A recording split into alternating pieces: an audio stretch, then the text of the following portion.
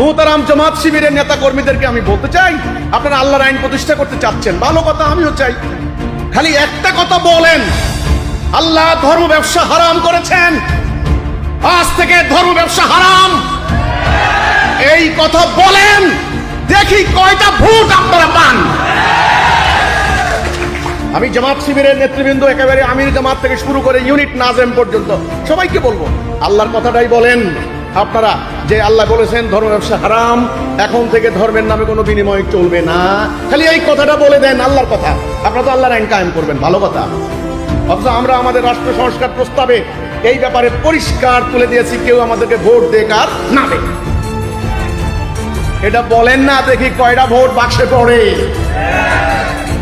তাহলে দেখেন, এই যে আপনি বললেন যে কোনটা হক কোনটা বাতিল চিনব কি করে, বা এই চিনার মানদণ্ড আল্লাহর কোরআন।